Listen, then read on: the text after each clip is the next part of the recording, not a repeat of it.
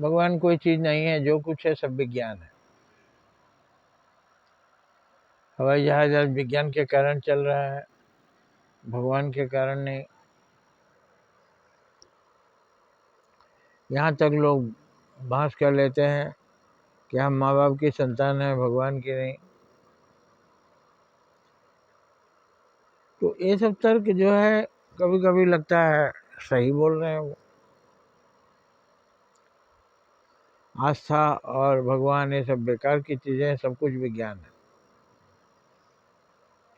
लेकिन आप हमको बताइए, अंत में आपको भगवान पर ही आना होगा कि भगवान है।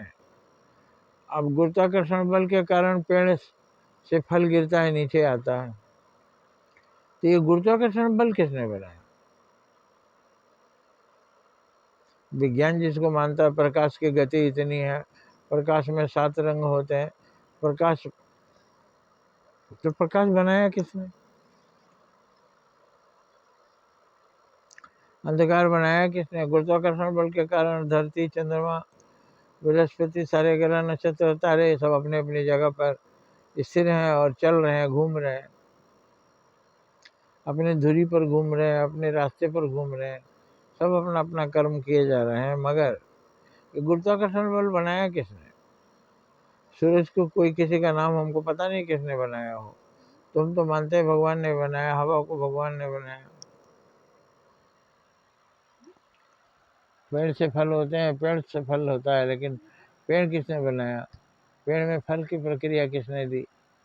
तो अंत में आपको भगवान पर आना होगा। और जो आदमी विज्ञान का प्रयोग बता रहा है, वो आदमी उस स्वयं उसके दिमाग को किसने बनाया? उसको किसने बनाया? उसको उसके माँ बाप ने बनाया, तो उसका दिमाग कहाँ से आया? उसकी चेतना कहाँ से आई? क्यों भगवान को ही चैलेंज कर रहा है? भगवान का बनाया हुआ आदमी भगवान को ही चैलेंज कर रहा है। तो ये थोड़ी दूर तक, जहाँ तक उसका ज्ञान का अहंकार है, वहाँ तक अपने ज्ञान को प्रयोग करता है, लेकिन अंत में वो हार जाता है कि बहुत कुछ है जिसके बारे में उसको पता नहीं है कि उसको किसने बनाया। और अपने आप कोई चीज़ बनती नहीं, किसी न किसी ने भगवान बनाया। वही है सुपर पावर। सुपर पावर जो कण कण में समाया है, जिसने दुनिया को बनाया और दुनिया के अंदर खुद ही रहता है। कीड़े मकोड़े, जीव जंतु, कीट पतंगे, बैक्टीरिया, सबको उसने बनाया। सब जीवित हैं, सब में आंखें हैं, सबकी अपनी चेतना है, सब अपने ढंग से सोचते हैं। मच्छर अपना मच्छर के रूप में सोचता है, आदमी अपना आदमी। जिसका जो शरीर है उसी हिसाब से उसका दिमाग भी है। लेकिन इतने शरीरों को किसने बनाया? चेतना किसने बनाई? तो बता दिए कि भगवान ने सारी दुनिया को बनाया है, उसके अंदर भगवान ही रहते हैं। जैसे जल में तैरता हुआ जहाज और जहाज में भरा हुआ पानी, बाहर भी पानी, लोटे में जल, जल सागर में तैर रहा है, तो बाहर भी पानी, अंदर भी पानी, बीच में वो पात्र है। इस तरह से बीच में जीव जंतुओं का शरीर है। शरीर अलग अलग दिख रहा है, लेकिन सब में वही पानी, वही जान, वही परमात्मा रहते हैं। सब में जान है। जान क्या है? प्राण।